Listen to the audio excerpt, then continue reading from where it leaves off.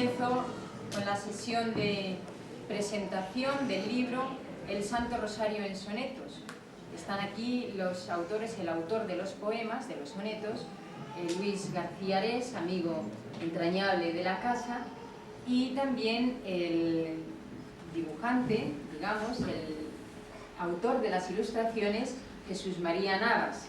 Junto a ellos están Aganzo, Carlos Aganzo, tampoco requiere presentación, ¿verdad? Y Alberto Medina me dice que sí requiere presentación. Yo creo que tampoco requiere presentación porque es conocido ya en Ávila. Bien, autores y también autores en cierta medida de prólogo y epílogo del texto, y ellos son los que van a hacer la presentación de la obra. A mí me toca simplemente introducir la presentación con unas palabras en torno al rosario. Soy una mandada aquí, como creo todos nosotros. El autor pues es el que ha hecho también el diseño del acto, ¿no? Entonces, ¿qué decir? ¿Qué decir en torno al rosario? Evidentemente, primero una brevísima alusión al contenido histórico de esta plegaria que, bueno, pues ha surcado los siglos y desde aquellos albores del siglo XIII, cuando Guzmán, el creador de los dominicos, pues tuvo la presencia de la Santísima Virgen y el requerimiento de esa plegaria en torno a ella, en torno también a lo que han sido las meditaciones de la vida de Jesucristo. Ese fue el albor, esos fueron los albores del rosario. Después, a lo largo de los siglos, ha sido la plegaria sencilla con la que en las familias se ha invocado a la Virgen, se ha mantenido la presencia viva de la Señora y también se ha meditado en la vida de Jesucristo. Evidentemente, hoy parece como que no está muy de moda una plegaria que requiere detención, ¿verdad? El ritmo trepidante de nuestra vida en esta sociedad de consumo y de nuevas tecnologías parece que es un poco adversa a estas plegarias serenas, de, ya digo, interiorización mediante justamente la plegaria, la oración vocal, que también la misma Santa Teresa aludía a ella con gran resonancia para la vida y la vida cotidiana y sencilla de todo creyente. ¿No es actual? Bueno, no es actual y es muy actual, podríamos decir. No es actual en relación a esa vida tan intensa y tan estresante que llevamos en nuestros días, pero precisamente por ello quizá se hace más necesario un modo de oración y de plegaria que nos convoque pues a la serenidad, al recogimiento, a la interiorización y al mismo tiempo pues a ese estilo de meditación que mira por dónde se está poniendo de moda psicológicamente, se está poniendo de moda en relación a otras prácticas, por ejemplo, pues, de Zen o de otras religiones al estilo oriental. Necesitamos interiorización, necesitamos esa detención en la meditación. Y en ese sentido, Juan Pablo II pues, ha puesto de relieve la actualidad y la necesidad también de acudir a estas plegarias sencillas. Y lo ha hecho convocando el año del Rosario, en cuyo honor, digamos, se realizaba la obra y hubiéramos querido hacer la presentación justamente dentro de ese marco del año del Rosario convocado por el Papa. No ha podido ser pues, por cuestiones de confesión, etcétera, etcétera. Pero bien, el Papa no solamente convocaba el año del Rosario, sino que además añadía a los 3 tipos de misterios, gozosos, dolorosos y gloriosos, otros misterios llamados luminosos. Es naturalmente un tanto sorprendente, podríamos decir, este hecho, ¿no? Siglos y siglos manteniendo un mismo esquema de meditación, y viene este Papa y pues, nos sorprende con esta novedad en torno al rosario, ¿no? Los misterios luminosos, los misterios relativos a la vida pública de Jesús, a los sacramentos y también pues, al contenido de esa luminosidad, de esa fiesta de la luz que también estamos celebrando ahora mismo precisamente en torno a la Epifanía. Sorprendente y al mismo tiempo gratificante, es de agradecer esta novedad y este atrevimiento del Santo Padre. Y por último, pues, ¿qué decir en cuanto al contenido sencillo? Pues el rosario tiene su nombre basado en lo que es la rosa, ¿verdad? La rosa. ¿Y qué significa la rosa? Pues significa la belleza y la sencillez, y al mismo tiempo esa especie de presencia oculta, podríamos decir, que siempre significa esas dos expresiones, belleza y sencillez.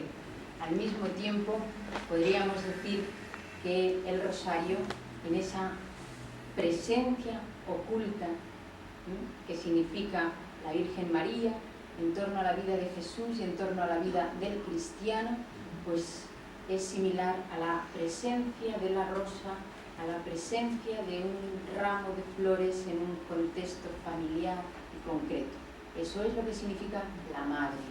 Sencillez, naturalidad, al mismo tiempo un contenido entrañable, y vivir la fe con la presencia de una madre y con la presencia vital, acogedora de una madre como es la Virgen María, sin duda, pues es, digamos, lo más necesitado por todos y cada uno de los creyentes, y al mismo tiempo lo que nos acompaña mejor en el camino de nuestra relación con Dios.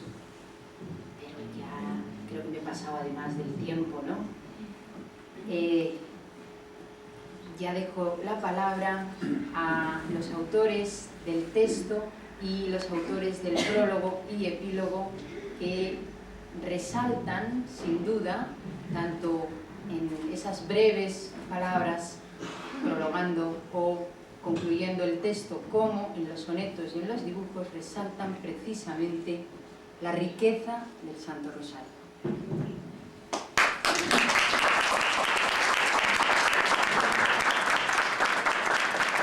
Creo que ahora le toca el turno a Alberto Medina, que ha hecho precisamente la introducción del texto. Dejamos con Alberto. Buenas tardes o buenas noches. ¿Se oye bien o no se oye bien? Bueno, yo básicamente voy a hacer dos cosas. Podríamos decir primero un laus poeta, ¿no? Un elogio del poeta, y luego una pequeña glosa o comentario de la presentación que he tenido el honor y el privilegio de escribir para este libro, ¿no? Lo primero que quiero hacer a Luis es agradecerle, ¿no?, el haberme concedido este privilegio para mí extrañísimo, ¿no? Y por supuesto inmerecido. Y digo inmerecido porque yo no soy escritor. Yo no he escrito un texto literario en mi vida, jamás. Digamos que podríamos decir que este es el primer texto literario, entre comillas, que he hecho en mi vida, ¿no? Por eso digo que es un privilegio realmente inmerecido para mí. Esas son las bromas, ¿no?, que gasta la amistad, por supuesto. Y además considero este privilegio irrepetible, porque quizás sea el único prólogo o la única presentación que voy a hacer de una obra literaria en mi vida, pero además es también irrepetible porque esta es una obra realmente fuera de lo común. O sea, este no es un libro convencional en absoluto, como diré a continuación. Es un libro raro en el sentido etimológico del término. Se hacen pocos libros así, y menos en los tiempos que corren, ¿no? Por eso lo considero también un privilegio irrepetible. E inmerecido dado, como he dicho antes, que yo no soy escritor en absoluto.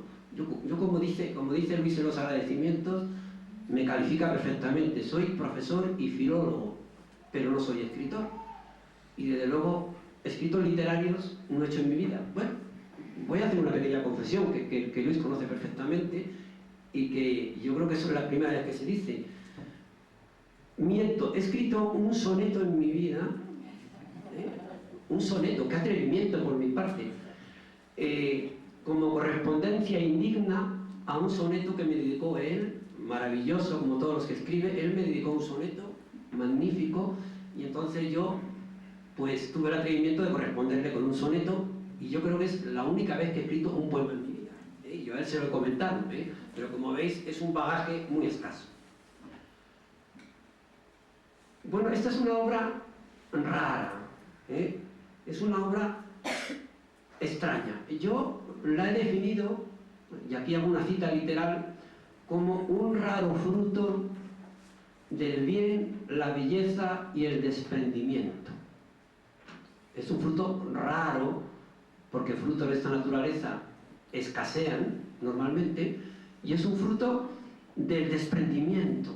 El desprendimiento de su vivencia religiosa naturalmente ha dado un producto bueno, por lo tanto está poseído, como diría Platón, por la idea del bien, y naturalmente la mejor forma de que el bien se manifieste y quede resaltado y quede patente, diáfano, es acompañarlo de la belleza. Y él evidentemente se ha ocupado mucho de hacer un libro muy bello. O sea, todo este libro es muy bello por las ilustraciones, por la presentación, por la tipografía, por el esmero con que ha sido hecho, con el cariño con que ha sido hecho. Evidentemente, todos estos elementos hacen que el bien que pretende Luis con este libro, en el desprendimiento de sus vivencias interiores, quede magníficamente resaltado por estos aspectos bellos.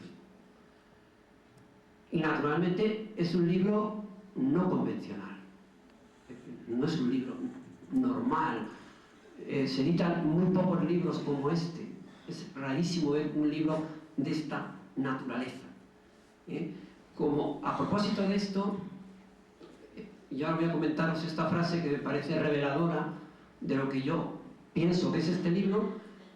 Es la efusión de un espíritu que ha hecho del misterio divino el centro de su vivencia poética.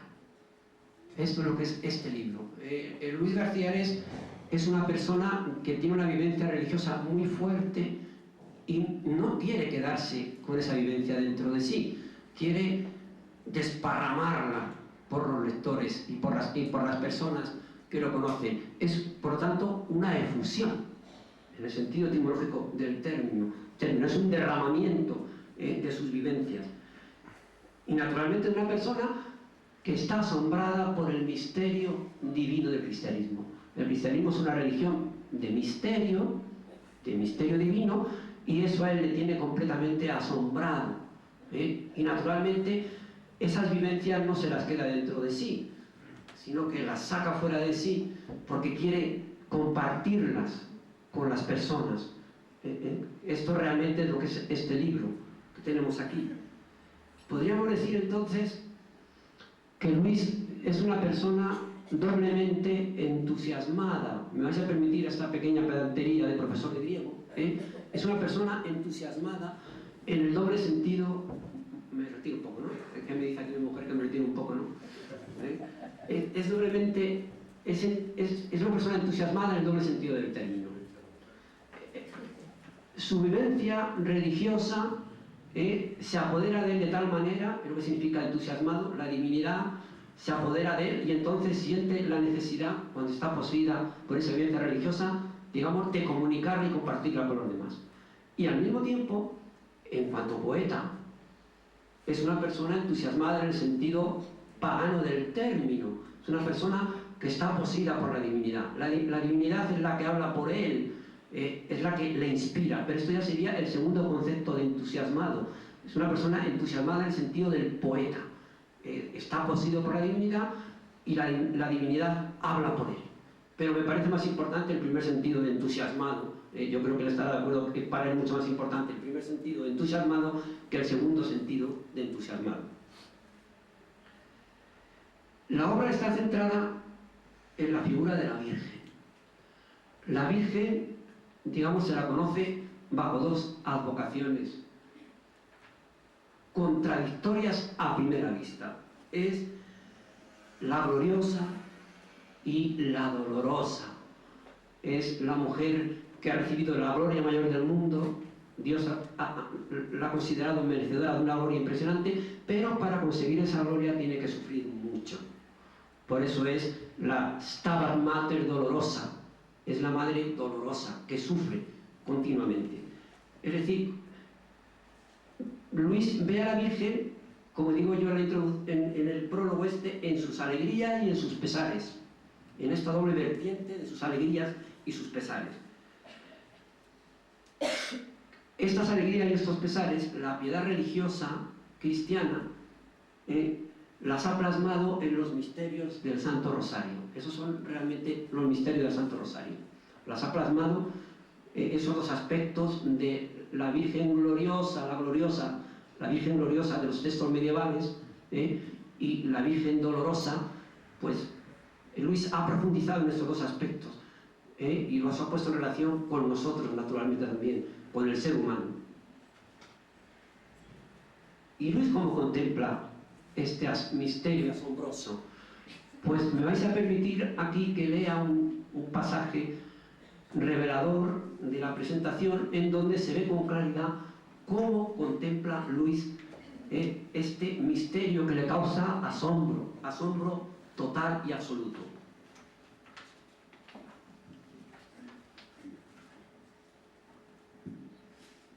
Después de decir que se ha centrado realmente a las alegrías y los pesares de la Virgen y se queda contemplándolos y meditando sobre ellos, es el centro de su reflexión, digo en mi presentación.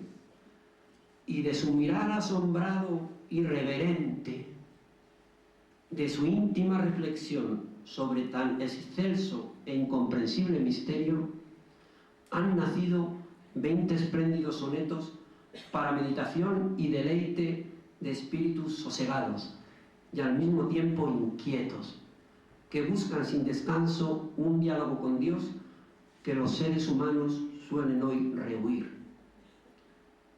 Es decir, él mira de una forma reverente este misterio, lo contempla asombrado, medita sobre él, dialoga con las personas sobre este misterio, y precisamente de esta reflexión íntima, de este asombro ante el misterio, nacen estos 20 magníficos sonetos que componen la obra de Luis García Ares. Y como creo que todos estaréis deseando oír algunas ilustraciones de estos magníficos sonetos, pues yo voy a ceder ya la palabra a las personas que van a leer algunos de estos sonetos.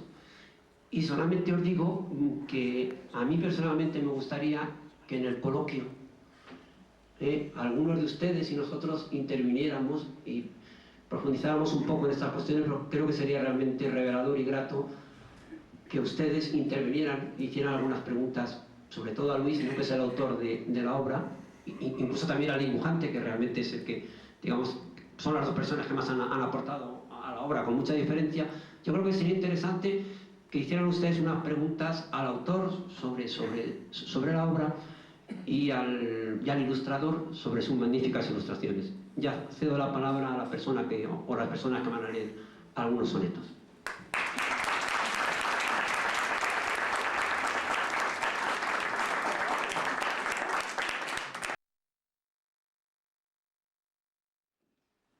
Agradezco a mis amigos Luis García Ares y José María Navas el que hayan contado conmigo para la presentación de este precioso libro. Quiero hacerles llegar la emoción que he sentido al tener entre mis manos esta joya que han hecho posible una vez más el poeta y el pintor. La belleza perseguida es la belleza conseguida en este caso. Les felicito de todo corazón y hago mío este éxito que, siendo de mis buenos amigos, también lo es mío. He elegido un poema de El quinto misterio de Gozo. El niño perdido, no sé si se oye bien.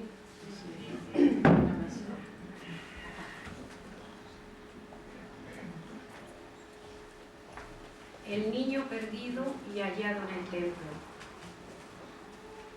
En el ruido del mundo te he buscado.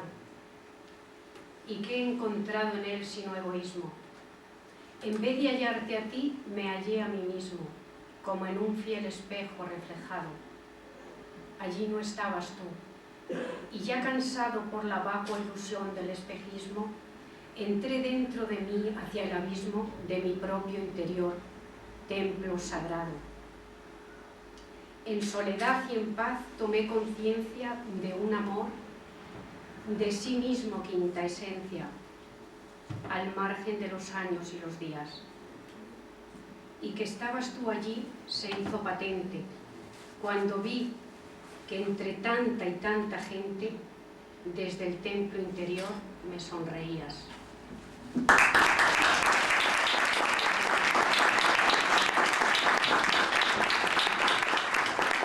El turno a Luis, el autor de los sonetos. Queridos amigos, buenas noches. Contrariamente a lo que sucede en los libros, que el capítulo de agradecimientos se reserva para el final, yo he preferido esta noche dar entrada a mi actuación precisamente agradeciendo a personas, instituciones, lo que debemos todos a la presencia de este libro. En primer lugar, quiero agradeceros a todos vosotros vuestra presencia hoy aquí, que con vuestra presencia nos habéis arropado y nos habéis animado a continuar este camino que emprendimos.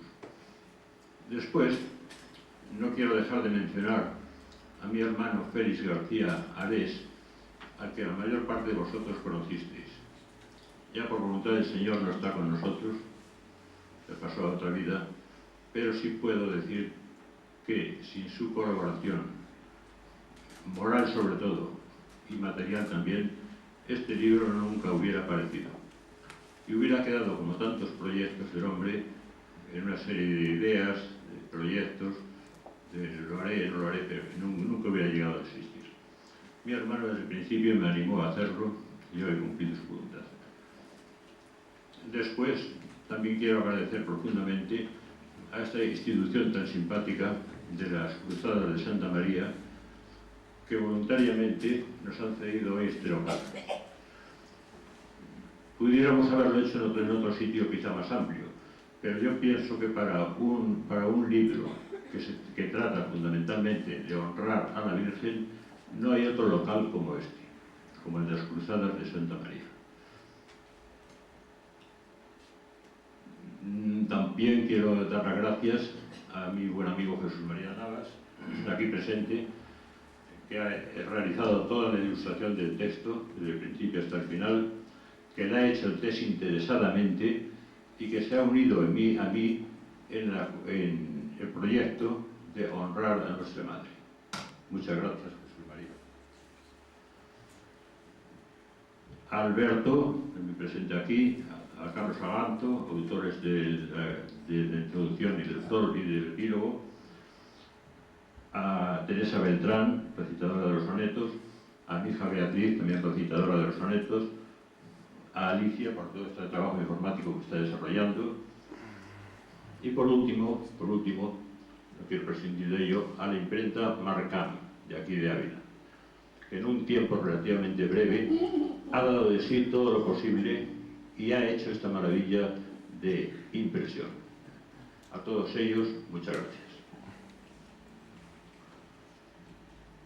Si tratáramos ahora de resumir en una sola palabra el contenido de este libro, yo creo que no hay otra más apropiada que la que está precisamente escrita en letras de oro en el frontal del altar de esa institución.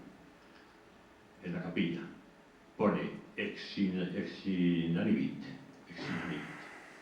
Exinanibit, aquí hay un buen latinista que nos lo puede traducir, creo que significa algo así como se entregó, se inmoló. Bueno, pues esta entrega, esta inmolación, es precisamente lo que recogen de una manera sintética y sencilla todos los 20 misterios del Santo Rosario.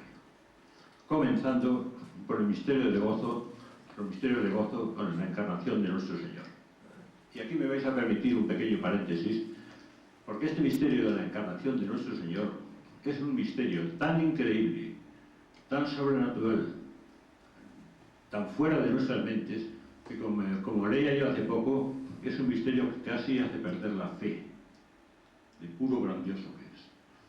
Pues comenzando por este misterio de la encarnación, después por los de la vida pública de Jesús, los nuevos misterios de luz, por los misterios dolorosos de la pasión y los misterios de gloria, de la resurrección de nuestro Señor, que por cierto, la resurrección de nuestro Señor lleva aparejada la de todos y cada uno de nosotros. Todos estos misterios componen el Santo Rosario y es lo que se recoge en este libro. En definitiva, todos estos misterios, tanto de gozo como de luz, como de dolor, como de gloria, no son sino manifestaciones de una cosa, del amor de Dios. Dios es amor, dice San Juan. Me parece que es en el capítulo 5, versículo 4. Dios es amor. Y si Dios es amor, entonces con vistas a una cumplida correspondencia, porque es natural intentar corresponder, debemos preguntarnos en primer lugar qué significa esto de amor, que Dios es amor. Si Dios es amor, nosotros no podemos tener nunca la pretensión de llegar a profundizar en el último sentido de lo que es el amor, porque ello equivaldríamos poco menos que a comprender a Dios, cosa imposible. Dios es amor. Esta es la única definición que en toda la Biblia se nos da de Dios. Y entonces, ante esta ignorancia nuestra, de no poder profundizar más, tenemos, como si dijéramos, la vía cortada para una correspondencia cumplida. Pero el propio Jesús nos dice cómo se ha de corresponder a este amor. Y la correspondencia que nos dice Jesús es: aquel que me ama guardará mis preceptos. Así de sencillo. Aquel que me ama guardará mis preceptos. A primera vista parece que una correspondencia al amor debe ser algo sensible, algo que casi se palpe, pero en esta manifestación de Jesús de guardar los preceptos puede parecer a primera vista un poco fría, que no se adapte a todos los espíritus.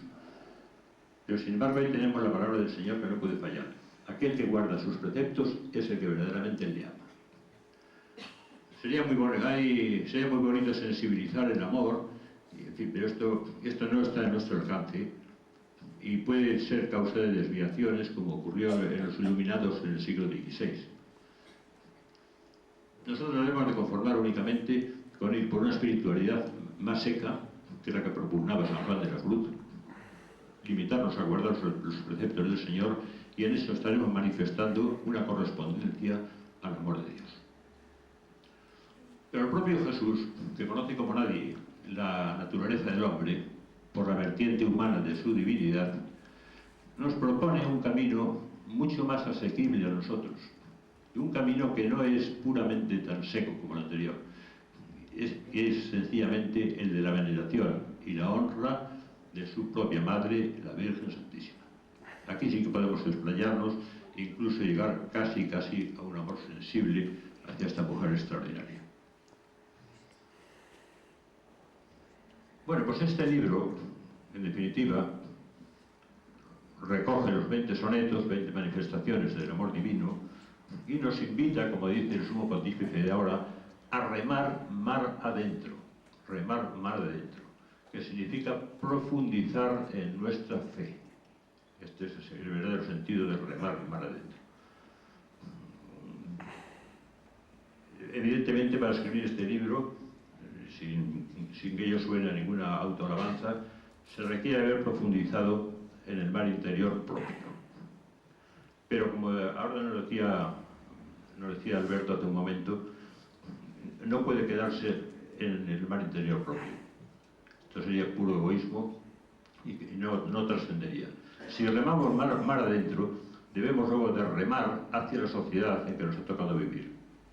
Y este remar hacia el mundo exterior es lo que verdaderamente hace presente a Jesús entre los hombres. Por último, unas pocas palabras sobre el libro en sí. Este libro es un fruto del trabajo. No es una cosa que se haya improvisado. La inspiración no cae del cielo. Eso lo repito yo siempre que tengo oportunidad. La inspiración no cae del cielo. Es fruto del trabajo, y del trabajo y del trabajo. Y quien diga lo contrario, pues yo, en mi opinión, está mintiendo. Toda poesía bien hecha, todo poema bien hecho, lleva tras de sí un trabajo fuerte. Y por otra parte, el tema, la temática del libro, pues no es tampoco original. Ya sabéis que desde el siglo XIII, con Gonzalo de Berceo, empezaron los milagros de Nuestra Señora, continuados hasta el siglo XX. No hay originalidad en el tema. Pero en fin, yo me daría por contento si fuera un libro más que se sumase a la alabanza de Santa María. Por otra parte, el libro que presentamos hoy es una obra compartida. Compartida en el sentido de que si yo he escrito los textos, Jesús ha hecho los dibujos. Y entonces se ha llegado a una síntesis, a una simbiosis entre poesía y dibujo. A los amantes de la poesía pura, esto les puede casi parecer una herejía. Pero yo pienso que la poesía y el dibujo se complementan perfectamente. Igual, por ejemplo, de las patatas a secas, no dice nada, los huevos fritos tampoco. Los huevos fritos con patatas pues son uno de los platos más extraordinarios de la culinaria española, ¿no? Pues la poesía y el dibujo se complementan de maravilla. Y eso es lo que es una obra, por lo tanto, compartida entre los dos. Y por último, es una obra independiente. Hago hincapié en esto. Es una obra independiente. Al decir que es una obra independiente, quiere decir que no debe nada a entidades bancarias, a instituciones oficiales, a juntas autonómicas, etc. Y como no debe nada a nadie, es una obra que ha nacido con la gozosa libertad de los hijos de Dios. Y esto a mí me llena profundamente de satisfacción. Que va a contracorriente, por tanto, por su temática como por su forma, pues evidentemente va a contracorriente. Por su temática, porque hoy día, como decía hace un momento Alberto, esto no es un bestseller, ni mucho menos. Es un libro muy especializado y para unos lectores muy especiales. Ya sé yo que no será un bestseller, eso lo sabía desde el principio. Y por su forma, he adoptado deliberadamente la forma del soneto, que es una forma intemporal, en el sentido de que no pasa con los años, no pasa con el tiempo. Aquí me vais a permitir un pequeño comentario. La idea que yo tengo es que la poesía, si no lleva consigo sonoridad y musicalidad, sobre todo musicalidad, queda arrumbada por el tiempo. ¿Qué poesía recordamos todos? Pues las que tienen metro, las que tienen rima, las que nos suenan, y hoy día esto se ha perdido. No quiere decir, mucho menos, que yo identifique la poesía con el ritmo, con la métrica ni con la rima. No, la poesía es algo que sobrepasa eso. Pero que una poesía que no tenga ni metro ni rima tiene muy poquitas posibilidades de sobrevivir. Esto, en mi opinión particular. Otra cosa que quiero decir sobre el libro es que es un libro escrito exclusivamente por seglares. Tanto el autor como el dibujante, como el prologuista, como el autor del epílogo, Carlos Alanto, somos seglares. No sé por qué digo esto, la verdad que no sé por qué digo esto. Si me preguntáis, por qué nos importa que sean seglares o no lo sean? Pues yo no sabría contestar. Pero creo que es muy importante, que es un dato fundamental para la historia de este libro, el saber que está compuesto exclusivamente por seglares. Quizá, la única respuesta que os pudiera dar es que al estar compuesto por seglares se acerca más a la gente. Quizá, se acerca más a la gente. Porque, no lo sé, hay una separación que no debía de existir entre clero y seglares, pero en fin, al estar hecho exclusivamente por seglares, pues hay como más proximidad, más cercanía.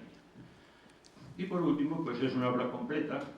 Aquí se puede contar la anécdota de que cuando esta obra, hace un año o año y pico, estaba ya en las prensas de la imprenta, su santidad introdujo los misterios de luz.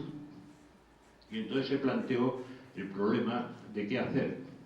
Si continuar con la impresión tal y como estaba, en cuyo caso hubiera quedado un libro incompleto, o bien retrasar la edición año y medio, hasta que el dibujante hubiera hecho los nuevos misterios, yo hubiese compuesto los nuevos sonetos. Optamos por esta segunda solución y hoy día me alegro porque la obra ha salido completa. Bueno, pues finalmente este libro puede ser una ayuda, puede servir de ayuda para evitar la monotonía repetitiva del rosario, que por cierto no existe tal monotonía repetitiva.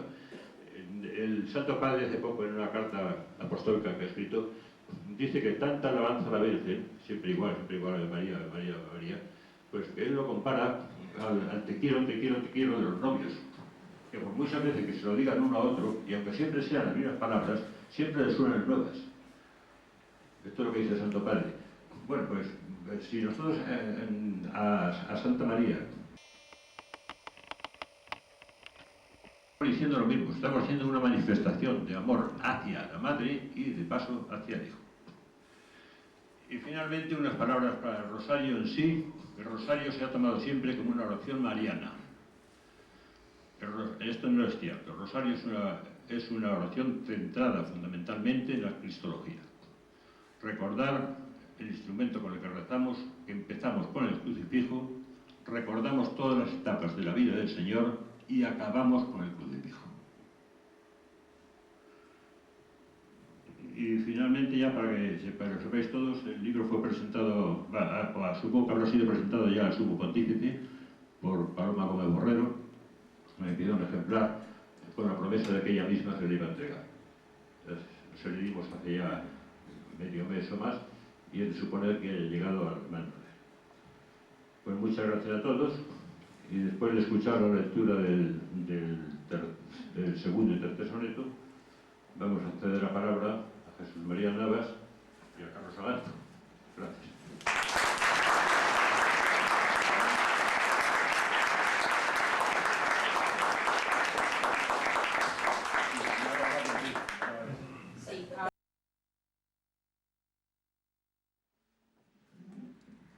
Buenas noches. Conocí a Luis García Ares hace muchos años. Sin embargo, sin duda por residir en poblaciones diferentes, nuestras vidas han discurrido un poco por separado, de alguna manera en paralelo. Un buen día, un día feliz para mí, Luis me propuso que le ilustrase el primer libro de poemas que editó, Sonetos Interiores. Acepté gustosísimo. Digo que aquel día fue feliz porque me permitió dos cosas. Una, afianzar una amistad que, si bien existía, en estos años de colaboración se ha firmado. Hoy me siento muy honrado de ser amigo de Luis. Y otra, porque me permitió descubrir en su poesía una belleza extraordinaria. Yo, desde el primero de sus sonetos interiores, me admiraba de todo lo que aquellos versos encerraban. Había color, había música, había ritmo. Yo digo que cada palabra de cada verso suscitaba una figura, en una palabra, una cosa apetecible para cualquier ilustrador. De aquel libro cuya profundidad, como toda la poesía de Luis, ha sido y será alabada por los que de verdad saben de ello, yo recuerdo algunos aspectos, a lo mejor menos elevados, menos místicos, pero sin embargo absolutamente emocionantes. Por ejemplo, un soneto en el que evoca el poeta su infancia. Se ve sentado en un sofá del gabinete de su casa, mientras su madre desgrana en el piano esa melodía que a él le apetecía oír una y mil veces, una sonata. Lo cuenta con tal ternura y se adivina de tal manera la ternura de la madre que resulta verdaderamente emocionante. Hay otro soneto plenilunio en el que toca un tema más liviano, pero con la misma belleza que pone en todo. Cuenta cómo Arlequín, después de haber admirado profundamente la belleza de Colombina, ve cómo ésta es arrebatada por un rayo de luna, dice el poeta, y llevada a través del bosque no se sabe dónde. Y allí queda, figura patética, el Arlequín llorando su soledad, su desgracia, sin saber muy bien qué hacer, ni con el antifaz de seda, ni con la espada barata. Este es el Luis que a mí empezó a emocionarme. Pero hubo algo que me dio la clave de lo que yo entiendo que es Luis como persona y como poeta. Hay un soneto inédito que yo guardo como un paño. Es un soneto que le inspira la contemplación de un cuadro con un tema absolutamente sencillo, humilde, diría yo. Representa el rincón de un corral castellano, un pobre corral de paredes encaladas, con una puerta vieja, desvencijada, añosa, dice Luis, a la que los vientos y los soles de Castilla le han quitado todo color. La única nota brillante de aquel rincón del corral son unas macetas también viejas, en las que surgen unos geranios que quieren sobrevivir y dar su nota alegre.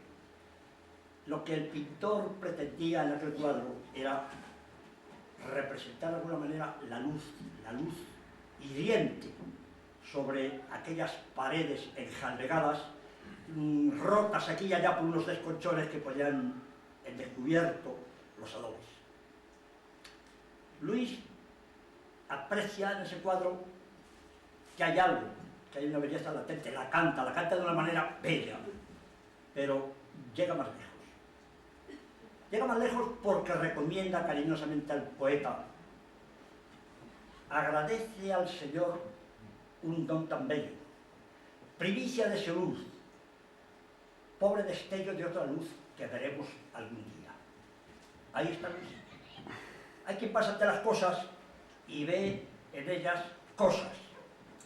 Hay quien esas cosas le dicen, le emocionan, descubre la belleza oculta que puede tener cualquier manifestación, por humilde que sea, de la vida, de la luz, del color. Luis da un paso más. Señala directamente con el dedo cuál es el origen, de dónde emana aquella belleza y aquella luz. Qué gran lección para el pintor, qué gran lección para el que lea sus poemas. Él piensa con seguridad, con fe, con certeza, dónde está el origen de todo lo bello. Siendo Luis así, ¿qué se podía esperar cuando acometiera la empresa, como en el libro, cuya presentación se celebra, de contemplar y ensalzar nada menos que los grandes misterios del cristianismo? ¿Qué podía esperarse? Los resultados están a la vista. Yo puedo decir que cuando me habló de este proyecto me sentí entusiasmado. Empezaba ya de antemano a relamerme, por decirlo de alguna manera. Tuvimos muchas reuniones en un rincón de una cafetería de Madrid. Ese rincón fue cómplice de muchas entrevistas en las que esa idea original de Luis de alguna manera fue cuajando. Allí se proyectaba todos y cada uno de los detalles. Me siento orgullosísimo de haber colaborado, de haber sido copartícipe con él de la gestación del libro. Se discutía desde el ensamblaje, poesía, dibujo, el color del papel, el color de las capitulares, la distribución de espacios, todo. Y el libro fue avanzando, y yo disfrutando al ilustrar unos sonetos tan hermosos y tan profundos. Hubo sí la anécdota que ya les he referido, que al Santo Padre se le ocurre justo cuando el libro está literalmente en máquinas, modificar la estructura del rosario que llevaba nada menos que 8 siglos con sus 15 consabidos misterios. Hubo que retirar aquello a toda prisa y empezar un poco de nuevo. En fin, el Santo Padre, como siempre, tenía razón, y lo que hizo fue incorporar a la corporación de los devotos, de los creyentes, 5 momentos álgidos, estelares, de la historia de la redención, protagonizada por Jesucristo y su Santa Madre. Además de un lugar a que Luis escribiera otros 5 hermosos sonetos y yo tuviera la satisfacción de poderlos ilustrar. Esta es la historia del libro, el libro está ahí. Yo deseo que sea recibido por todos los que lo lean de la manera en que Luis, autor y creador de esos preciosos sonetos, desde su fe y desde su inspiración, ha imaginado.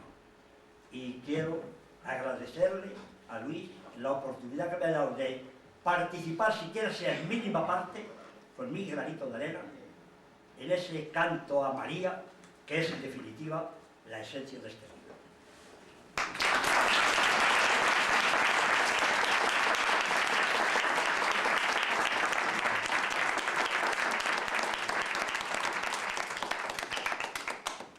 Le toca el turno ahora a Teresa Beltrán con el recitado de un soneto de dolor. No te muevas, que lo va a hacer aquí. ¿Eh?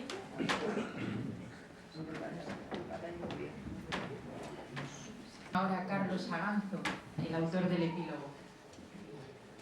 Buenas noches, como me toca de coche escoba, pues no tengo más remedio que resumir un poco todo lo que aquí se ha hablado, ¿no? Con mi visión un poco particular, y también voy a desmarcarme quizás un poco de lo que han dicho los demás, porque yo quiero hablar más del poeta y de la poesía, que es lo que a mí más me une con Luis, ¿no? En primer lugar, pues sumándome a él, que ya lo he dicho muy bien, quiero hacer un elogio del soneto como ese metro que no solo no pasa de moda, sino que, bueno, Luis sabe que en los talleres que hacemos con chavales jóvenes en institutos muchas veces leemos sus sonetos, y es quizá la forma que ponemos como trabajo fin de curso, que un chaval después de un taller consiga hacer un soneto.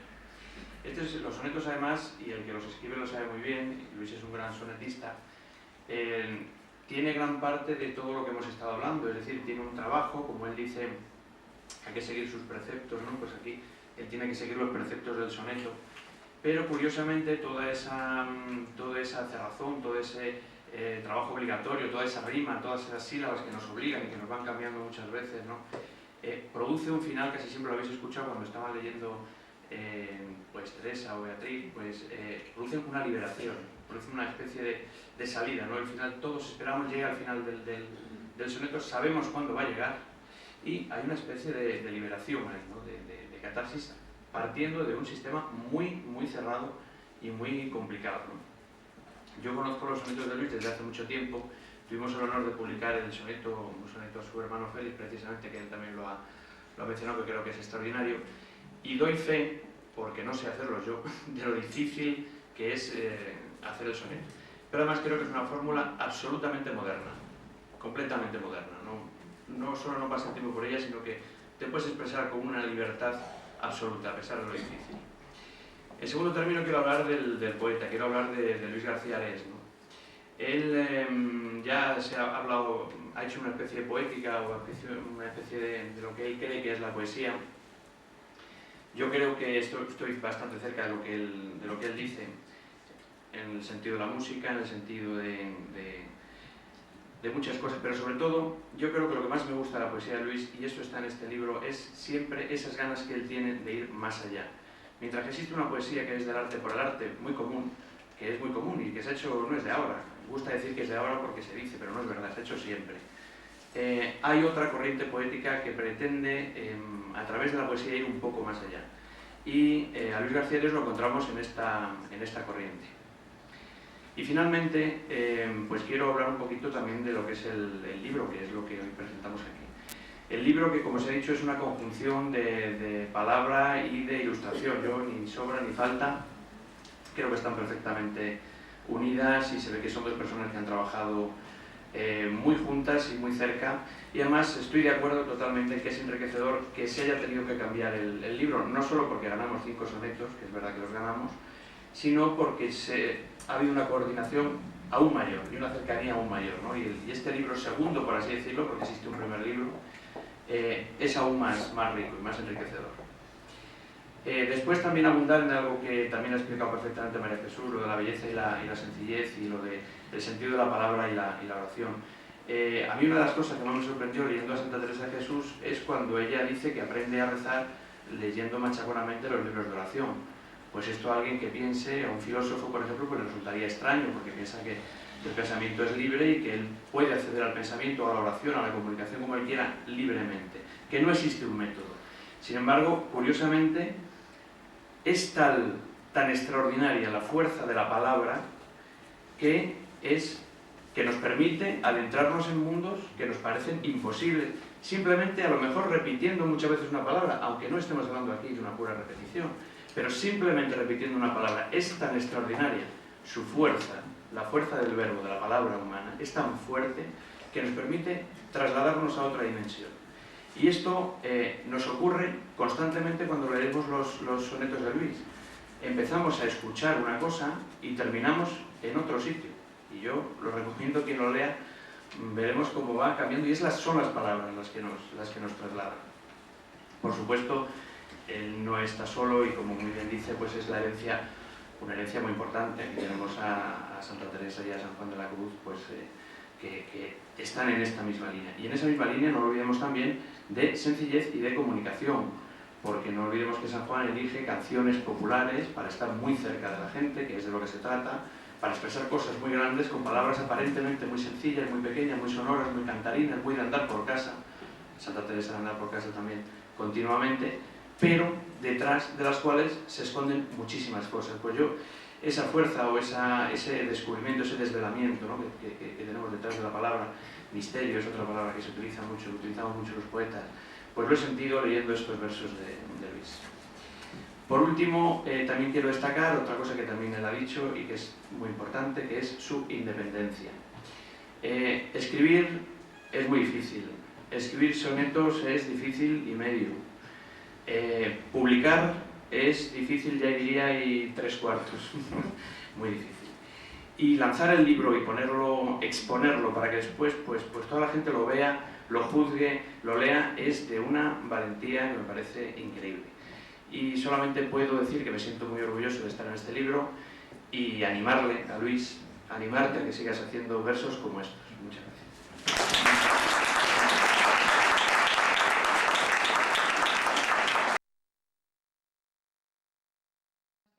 Del Señor.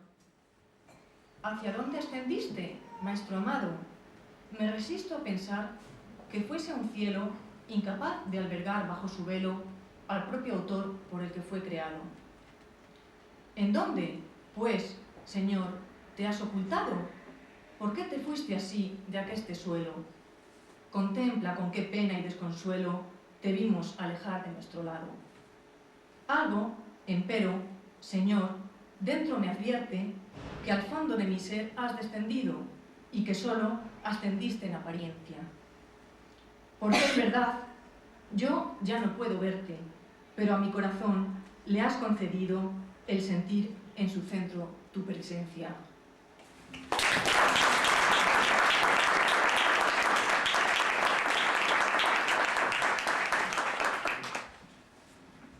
Bien, ¿qué nos queda decir? Pues yo creo que gracias, Luis, gracias, mil gracias, y gracias, Jesús, por las ilustraciones que han acompañado a los sonetos, gracias a Alberto, gracias a Carlos por este libro, y yo creo que la obra ha conseguido ser, pues, un ramo de rosas, Rosario, un ramo de rosas para la señora, en primer lugar, ¿no? Pero también para todos nosotros, en esa dirección de lo que es la plegaria sencilla y la espiritualidad. Yo, mientras les estaba escuchando, me estaba cayendo en la cuenta, qué bonito, ¿no? Qué bonito, porque la poesía aquí se presenta como una exaltación justamente del rosario. Rosario para la poesía, poesía para el rosario, ¿eh? Y la poesía encierra al mismo tiempo que esa sencillez, esa belleza, ¿no? Y nos lleva a la interioridad. Bueno, pues los sonetos que aquí nos presenta Luis, el Santo Rosario en sonetos, ha dicho Jesús María, sonetos interiores, nos revelan precisamente esa interioridad, que no puede hacerse de otro modo que sencillamente, ¿eh? Detrás del nombre está la rosa, detrás del nombre está la rosa, detrás de la poesía y de los sonetos que nos ha presentado Luis está el meollo de lo que es el rosario, que es la vivencia del misterio de una manera sencilla, algo tan difícil, ¿no? Pero que ha conseguido expresar la vivencia del misterio que sin duda está clara en él, y nos lo ha mostrado en la obra. Muchas gracias por tanto, porque esto nos ayuda a todos a revivir y a rememorar el misterio de los misterios, que es el misterio de nuestra redención. Gracias.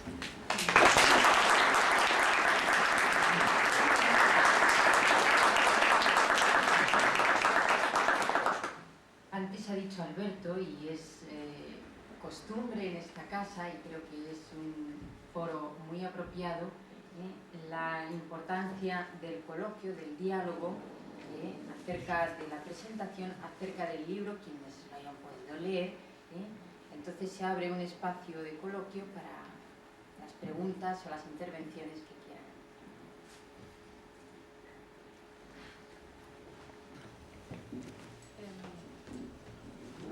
Le hago esta pregunta cierto rubor y un poco de temor, porque a lo mejor afecta a núcleos íntimos, a esa parte de nuestra privacidad. Y es que se me ocurría pensar, cuando usted nos contaba en cómo ha ido confeccionando sus sonetos, si esos sonetos, al igual que los iconos, se realizan o se realizaban en oración, cada orante hacía su icono, luego oraba ante ese icono durante toda su vida, si esos sonetos que usted ha realizado son fruto de la inspiración y el trabajo del artista, o son frutos de momentos de oración. Bueno, pues yo puedo contestar a esto con lo que he dicho antes. No quiero que se tome mis palabras como presunción ninguna, puesto que el tema no lo permite. Pero que en realidad, para hacer estos sonetos, ha habido que remar muy adentro en el mar interior, muy adentro. Por otra parte, claro, no se ha conseguido más que una interpretación personal. No quiere decir que sea una interpretación exclusiva. Esta interpretación personal, de un momento dado, puede ser que mañana pues, tenga otra interpretación distinta. Pero creo que la pregunta queda contestada con estas palabras del Papa, que hay que remar muy adentro y que para hacer este libro ha habido que remar bastante adentro. Lo que no quisiera, te repito, es que este avanzar hacia adentro se quedara dentro de mí. Lo que sí que es necesario es comunicarlo a los que están con nosotros. Pues en realidad, sentimiento personal ninguno. Ahora, si se trata de mayor gloria a Dios, que es lo que se trata aquí, pues entonces me llena de satisfacción. Ahora, sentimiento personal, satisfacción personal, no, porque es un tema que no es propio. Es un tema que nos trasciende a todos y que nos pertenece a todos. Igual que yo he hecho reflexiones y he escrito otros sonetos, pues usted puede mañana reflexionar otro aspecto distinto del mismo misterio y presentarlo de otra manera. Gracias.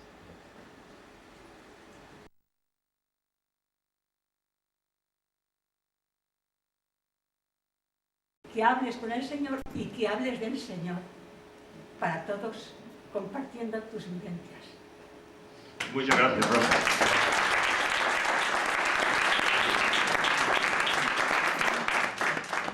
Finalmente, corroborando lo que acaba de contarnos Rosa, voy a leer dos líneas sobre la opinión de Dámaso Alonso en el soneto.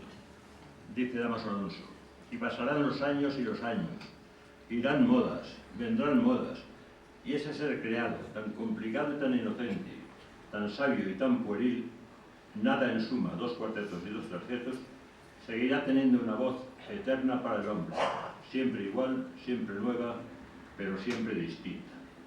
Esto que dice Dámaso Alonso de soneto.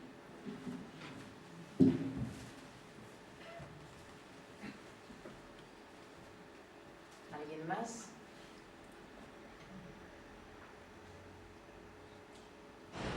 Bien, pues damos por finalizada la sesión, agradeciendo de nuevo a Luis, a Jesús María, a Alberto y a Carlos y a todos ustedes por su presente. Muchas gracias. Luis, sigue escribiendo, por favor, sigue escribiendo sonetos y publicándolos aunque cueste. Gracias.